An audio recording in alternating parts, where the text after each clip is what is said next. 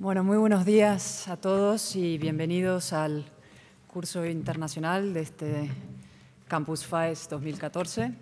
Estamos encantados de poder celebrar este curso un año más y de su presencia hoy aquí. Esperemos que estos 2 días que tenemos por delante sean tan intensos y tan interesantes como los últimos 4.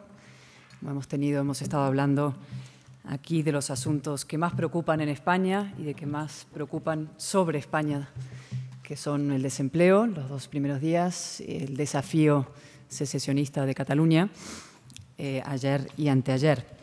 Y ahora vamos a cambiar de tercio, vamos a dejar de mirar exclusivamente hacia adentro, hacia nuestros asuntos y problemas, vamos a empezar a mirar hacia afuera, a ver cómo está Europa, cómo está el mundo, cómo está América Latina, qué desafíos tenemos, qué oportunidades. Y hay una palabra que es el eje de todo este curso, de este campus, que es el Atlántico. Y en los últimos años, como bien saben ustedes, han corrido muchos ríos de tinta sobre la decadencia de Occidente, el auge de Oriente, la decadencia del Atlántico, el auge del Pacífico. Esos ríos de tinta, esto es un debate que viene de hace mucho tiempo, pero que adquirió nuevo impulso, nueva fuerza a inicios del gobierno del presidente Obama en los Estados Unidos, cuando se anunció un nuevo giro hacia el Pacífico, ¿no? El pivot hacia el Pacífico, que se entendía que era a costa de la tradicional política atlántica. Y a su vez eso coincidió con una Unión Europea ocupada en resolver su profunda crisis fiscal, económica interna, que incluso hubo momentos en que se puso en cuestión la supervivencia del euro, etc.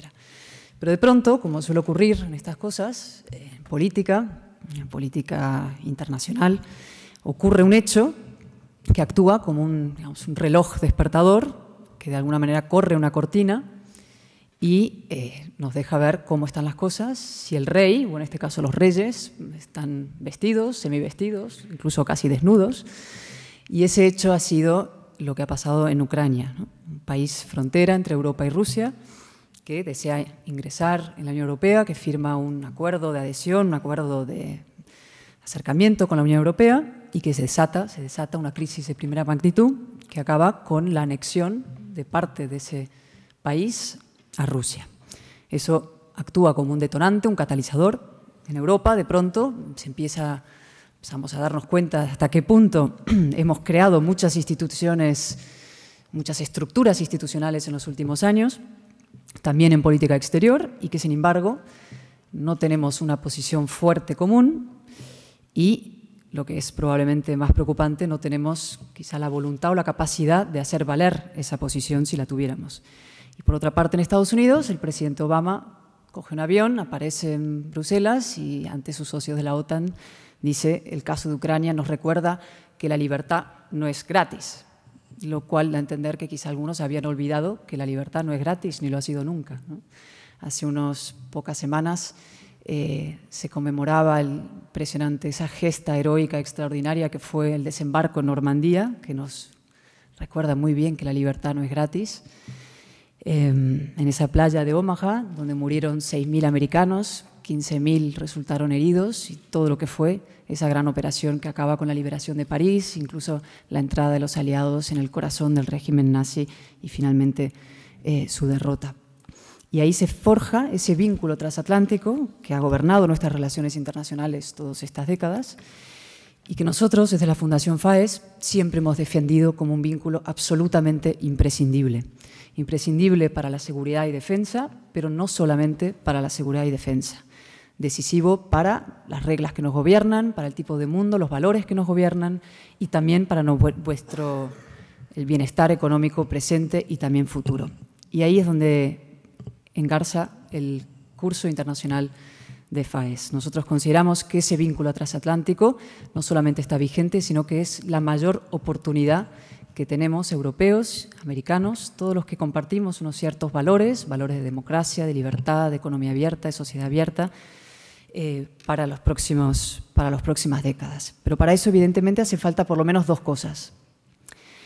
Una voluntad decidida, liderazgos decididos, con visiones claras sobre la geoestrategia, sobre los objetivos que tenemos, sobre nuestros valores. Hay que preguntarse si eso lo tenemos.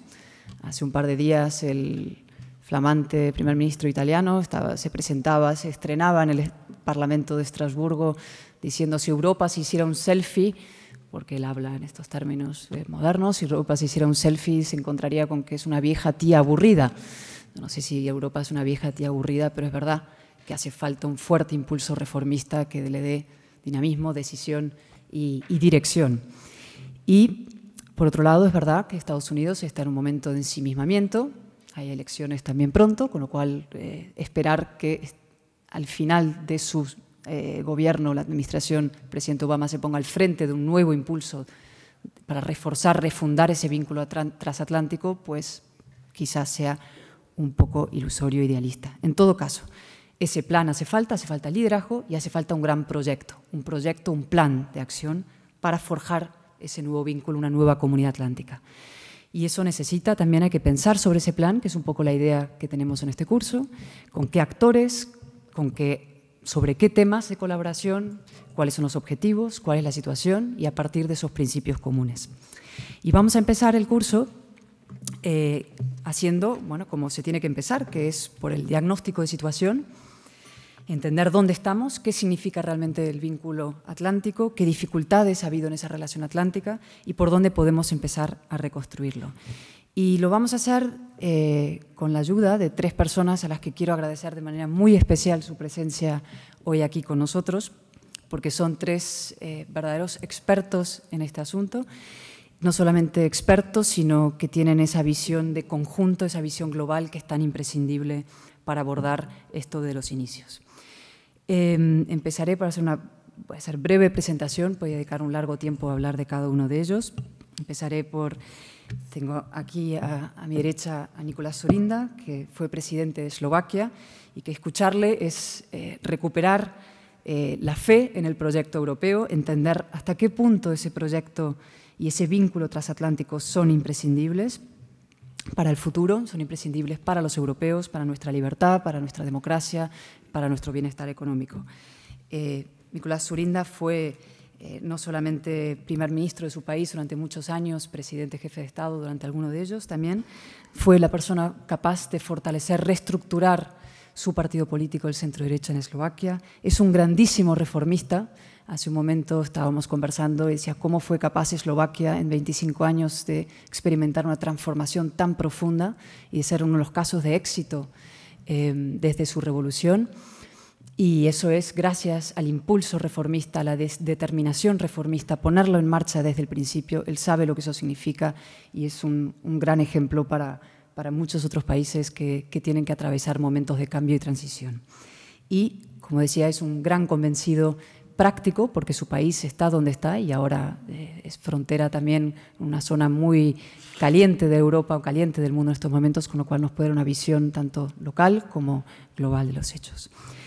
Simón Sarfati, pues Simón es un verdadero placer también escucharle. Es catedrático de política exterior y uno de los grandes expertos en geoestrategia. Él se convirtió en el primer titular de la muy prestigiosa cátedra Brzezinski-Zbigniew en seguridad global y estudios geopolíticos del Center for Strategic and International Studies.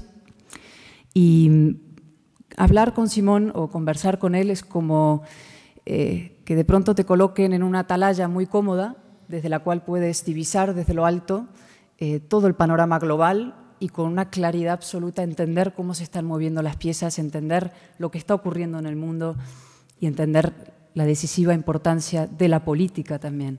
Decía Simón hace un momento que lleva en una gira, lleva estas últimas semanas de gira presentando uno de sus magníficos libros, uno de sus últimos libros, y decía que el mensaje que está intentando transmitir a líderes europeos y americanos también, de los dos lados del Atlántico, es, oiga, los fundamentos económicos son muy importantes, pero lo verdaderamente importante ahora es entender los fundamentos geoestratégicos y la política.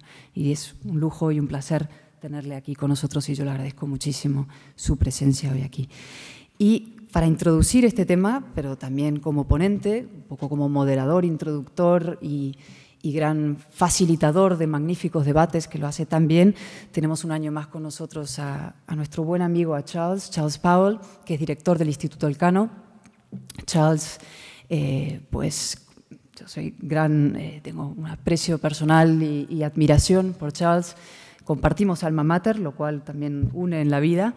Y es, aparte de un gran experto, uno de los grandes expertos en política internacional que tenemos en España, conoce mejor que casi nadie las relaciones específicas de España y los Estados Unidos, ese vínculo transatlántico, y yo le agradezco mucho. Tiene algo muy importante, me parece, en cualquier labor de la comunicación, que tiene que ver también con la política, que es una claridad expositiva y una capacidad pedagógica extraordinarias. Es un hombre de una extraordinaria lucidez, inteligencia y precisión, y me encanta que esté aquí con nosotros para introducir este tema. Y un apunte final, antes de darle ya la palabra a Charles para que introduzca este tema. Hemos hablado mucho en los últimos días, hay alumnos que no estaban en el curso constitucional o en el curso de empleo, pero que se han incorporado a este, y hay otros que sí han estado. Y hemos hablado para los que sí han estado lo recordarán, de la importancia que supone para España en estos momentos su cohesión interna, los desafíos que tiene internos, y cómo el nacionalismo, o los que atacan a la unidad de España y a su proyecto de futuro, que no soportan los grandes éxitos de España y también se aprovechan de sus debilidades, ¿no? España es verdad que tiene una larga historia, una historia con altibajos y también con momentos de gran esplendor.